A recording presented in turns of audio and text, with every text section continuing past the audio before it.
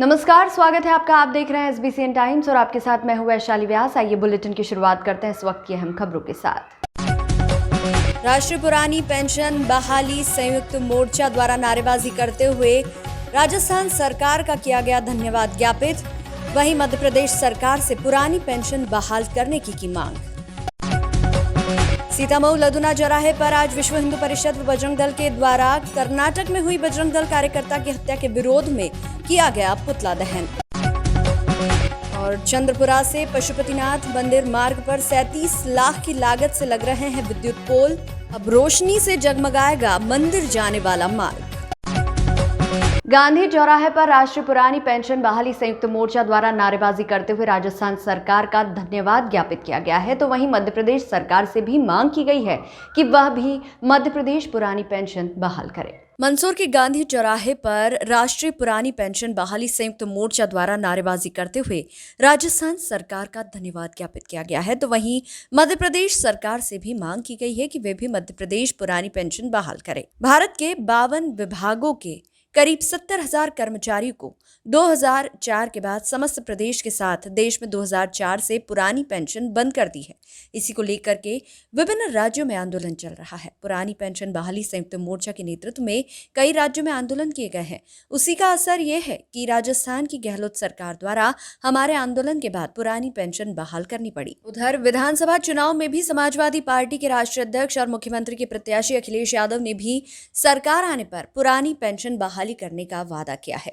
Media के माध्यम से मंदसौर विधायक संसदीय क्षेत्र के सांसद के माध्यम से मध्य प्रदेश शासन और भारत सरकार को ये संदेश पहुंचाना चाहते हैं कि 2023 में मध्य प्रदेश के साथ 5 से 7 राज्य के विधानसभा चुनाव है और 2024 में भारत के लोकसभा के चुनाव आ रहे हैं। हम मांग करते हैं कि 70,000 MTS कर्मचारी अपने संघर्ष की लड़ाई लड़ रहे हैं और निश्चित रूप से उनका बुढ़ापा खतरे में है। मध्य प्रदेश सरकार से मांग करते हैं कि 2004 के बाद जो भारत सरकार और विभिन्न राज्यों में पेंशन बहाली बंद की है, उसे बहाली करके पुरानी पेंशन लागू की जाए। अगर नहीं हुआ तो 2023 और 2024 में सरकार को बहुत बड़ी हानि भुगतनी पड़ेगी। इस तरह की चेतावनी राष्ट्रीय पुरानी पेंशन बहाली संयुक्त मोर्चा के पदाधिकारियों द्वारा कही गई। SBCN टाइम्स के लिए मंदसौर से सचिन जैन की रिपोर्ट। देश में शुरुआत हो गई है, देना होगी, देना होगी। देश में शुरुआत हो गई है, पुरानी पेंशन लागू करो, लागू करो, लागू करो। बीमा है ना पेंशन है, जीवन भर का टेंशन है। बीमा है ना पेंशन है, जीवन भर का टेंशन है। हर जोर जुल्म की टक्कर में संघर्ष हमारा नारा है, हर जोर जुल्म की टक्कर में संघर्ष हमारा नारा है। राजस्थान ने दे दी है, राजस्थान ने दे दी। अभी तो ये लड़ाई है, आगे और लड़ाई है। संघर्षों से पाए हमने वो अधिकार हमारे हैं, संघर्षों से पाए हमने वो टेंशन है, जीवन भर का टेंशन है। बीमा है ना पेंशन है, जीवन भर का टेंशन है। बीमा है ना पेंशन है, जीवन भर का टेंशन है। जोर जुल्म की टक्कर में संघर्ष हमारा नारा है। भारत के 52 विभागों के लगभग 70,000 कार्मिक कर्मचारियों को 2004 के बाद समस्त प्रदेशों के साथ साथ देश में पुरानी पेंशन बंद कर दी है। इसी को लेकर के विभिन्न राज्यों में आंदोलन चल रहा है। राष्ट्रीय पुरानी पेंशन बहाली संयुक्त मोर्चा के नेतृत्व में कई राज्यों में जोरदार आंदोलन हुए। उसी का असर है कि आज राजस्थान की गहलोत सरकार ने हमारे आंदोलन से बाध्य होकर के पुरानी पेंशन बहाल करनी पड़ी। आपको विदित होगा उत्तर प्रदेश विधानसभा चुनाव में भी समाजवादी पार्टी के राष्ट्रीय अध्यक्ष और मुख्यमंत्री के प्रत्याशी श्री अखिलेश यादव ने भी उनकी सरकार आने पर पुरानी पेंशन बहाल करने का वादा किया है।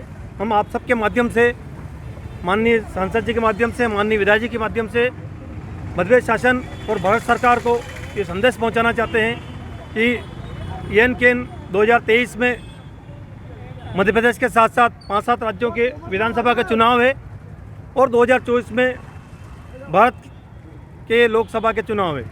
हम मांग करते हैं कि 70 लाख NPS कर्मी जो आज अपने संघर्ष लड़ रहे हैं और निश्चित रूप से आज उनका बुढ़ापा खतरे में है।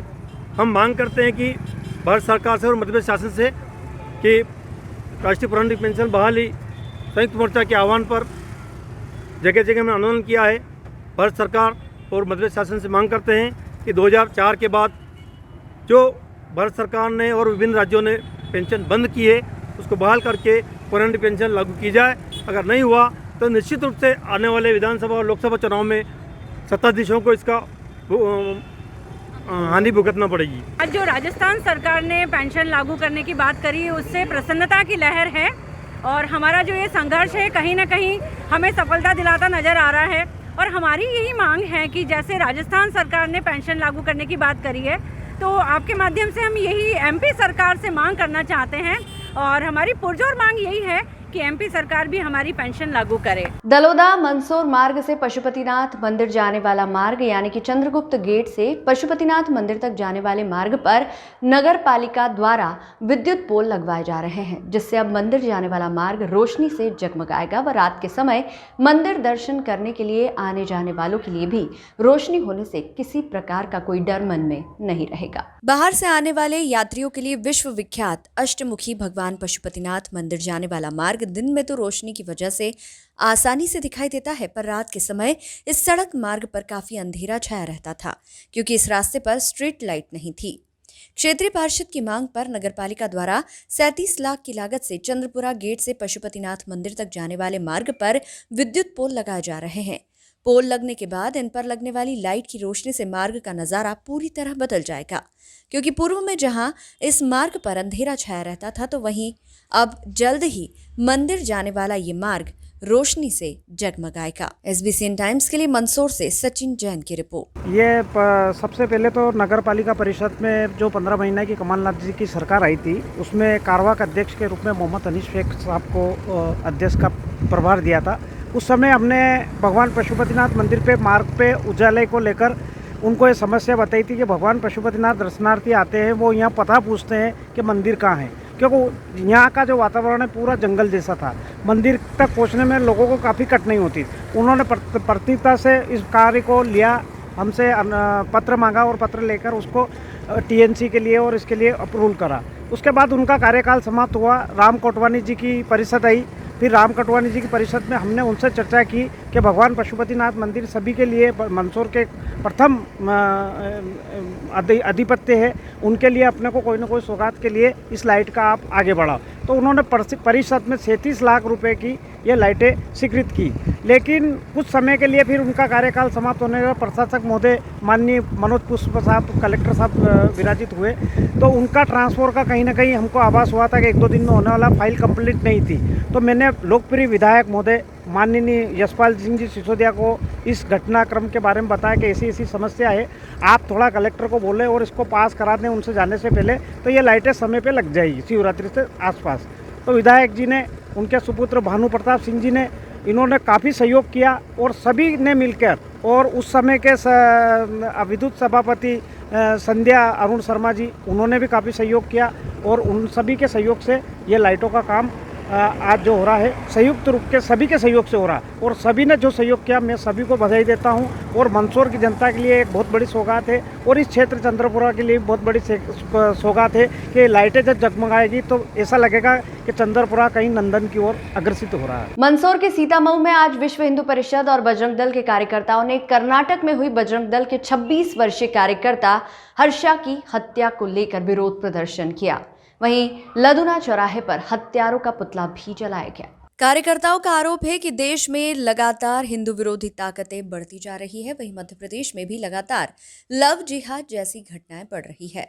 कार्यकर्ताओं ने सरकार से देश विरोधी संगठनों पर लगाम लगाने के साथ कठोर कार्रवाई करने की मांग की है।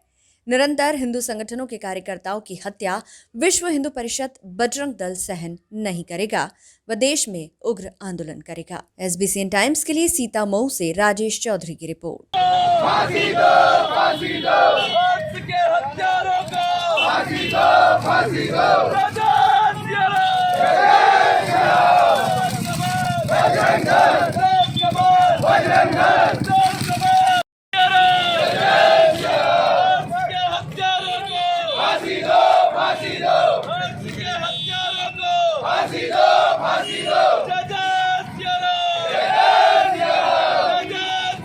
देखिए, पूरे भारतवर्ष में जिस प्रकार से घटनाएं हो रही हैं, और आज जो कर्नाटक में घटना हुई, हर्षा जी करके हमारे कार्यकर्ता थे, उनको वहाँ के कुछ असामाजिक तत्वों ने, जिहादी लोगों ने घर के सामने घेर कर और उनको चाकुओं से गोद कर उनकी हत्या कर दी गई।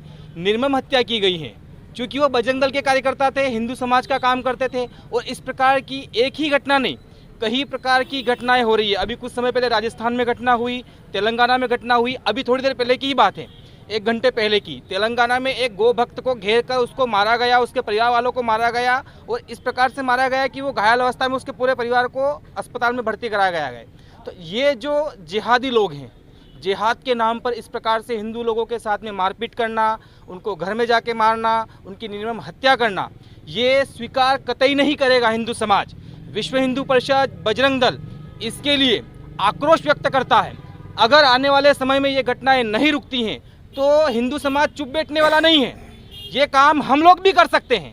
वो जिस प्रकार से हमारे कार्यकर्ताओं की निर्मम हत्या कर रहे हैं, इसका जवाब हम ईंट का जवाब कहते हैं ना, पत्थर से देना, हम लोग तो उनको ईंट फेंकने का मौका भी नहीं देंगे। अगर ये घटनाएं नहीं रुकती हैं तो आने वाले समय में पूरे प्रांत में, पूरे अंतर्राष्ट्रीय स्तर पर बड़े आंदोलन होंगे और इसका जिम्मेदार ये जो जिहादी लोग हैं, जो जिस प्रकार की घटना कर रहे हैं, इसके जिम्मेदार वो खुद होंगे। आज विश्व हिंदू परिषद बजरंग दल द्वारा बूढ़ा बस स्टैंड पर कर्नाटक में हुई हिंदू युवक हर्षा की हत्या के विरोध और पीएफआई जैसे आतंकी संगठन को बैन करने की मांग को लेकर आज आतंकवाद का पुतला दहन किया और तख्तियां लेकर विरोध प्रदर्शन किया।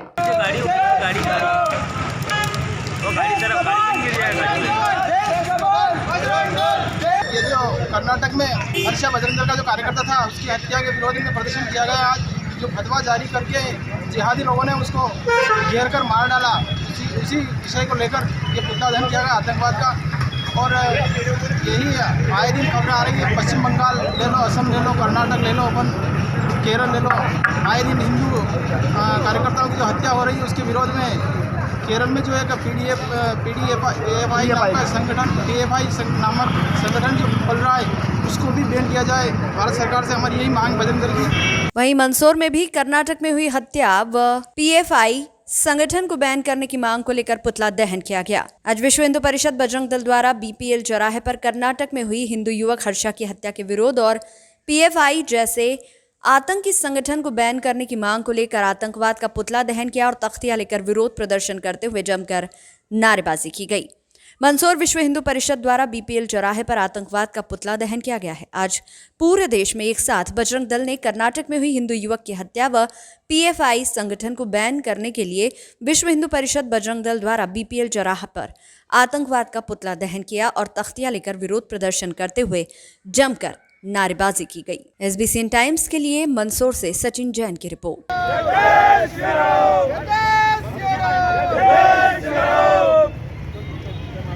हर्षा के हत्यारों को जूते मारो सालों को, हर्षा के हत्यारों को जूते मारो सालों को, हर्षा के हत्यारों को जूते मारो सालों को, हर्षा के पूरे देश भर में बजरंग दल के कार्यकर्ताओं ने जो आतंकवादी मानसिकता जो इस देश में बहुत ज़्यादा पनपती जा रही है, उसका पुतला दहन किया है। अभी कुछ दिनों पहले कर्नाटक के हमारे बजरंग दल के कार्यकर्ता हर्षा को सिर्फ सोशल मीडिया पे छोटी सी पोस्ट करने को लेकर जिहादी मानसिकता के व्यक्तियों ने उनको गोली मार दी और उनको मौत के घाट उतार दिया। अब बजरंग दल का जो धैर्य है वो ख़त्म होता जा रहा है। जिहादी मानसिकता को ख़त्म होना पड़ेगा। जिस दिन इस देश के हिंदू युवाओं ने सड़क पे उतरना शुरू कर दिया और जवाबी कार्रवाई देना शुरू कर दी, तो उस दिन इस देश में कब्रें गड़ना जगह कम पड़ जाएगी। इसलिए बजरंग दल वहाँ की सरकार को भी चेताना चाहता है कि जिन्होंने उसके साथ ऐसा कृत्य किया है, उसके घर वालों को सरकारी नौकरी दी जाए और उसके हत्यारों को जल्दी से जल्दी फांसी पे लटकाया जाए, उनके उसमें कोई भी लेट लतीफ नहीं की जाए। इसी के साथ गरोठ में भी विश्व हिंदू परिषद बजरंग दल द्वारा पुतला दहन कर विरोध प्रदर्शन किया गया। विगत दिनों कर्नाटक में हुई बजरंग दल कार्यकर्ता हर्षा की हत्या के विरोध में गुरुवार 24 फरवरी को विश्व हिंदू परिषद बजरंग दल प्रखंड गरोठ द्वारा नवीन बस स्टैंड गरोठ पर जिहादियों व आतंकवादियों का पुतला दहन कर नारेबाजी के साथ विरोध प्रदर्शन किया गया।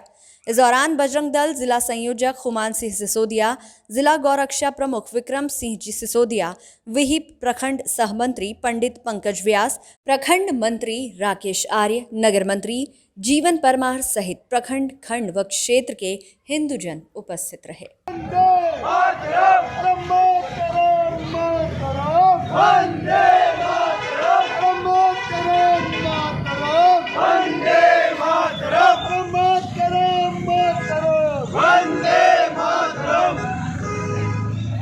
बजरंग दल के कार्यकर्ता हमारे हर्षा दी की हत्या हुई, वहाँ पे उन्हें पहले उनका पीछा किया गया और पूरे लानबद्ध उनका चाकुओं से गोद कर उनकी हत्या की गई और उनके ऊपर वहाँ के मुस्लिमों ने 10 लाख का इनाम भी रखा था। ये मतलब इतनी प्लानिंग बद बता के अगर हिंदुओं के और हिंदुवादी संगठनों के कार्यकर्ताओं की इसे हत्या हो दी तो पुलिस प्रशासन या शासन प्रशासन इतना सुस्त कैसे हो सकता है? बता के वो काम कर रहे हैं, खुलेआम मर्डर हो रहे हैं। विगत दिनों में भी मंदसौर में भी घटना हुई है, मारा पीटी हुई है।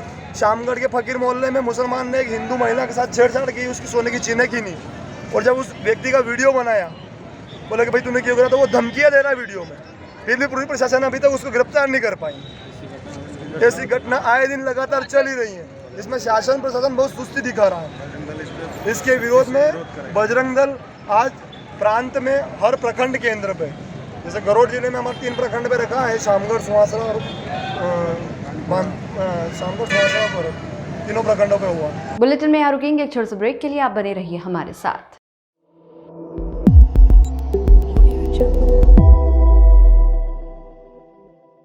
मंदसौर संसदीय क्षेत्र के सांसद सुधीर गुप्ता 26 मार्च को दिल्ली में संसद रत्न अवार्ड से सम्मानित किए जाएंगे। प्राइम पॉइंट फाउंडेशन ने 11 सांसदों को संसद रत्न अवार्ड 2022 के लिए चुना है। इनमें मंदसौर संसदीय क्षेत्र के सांसद सुधीर गुप्ता का नाम भी है।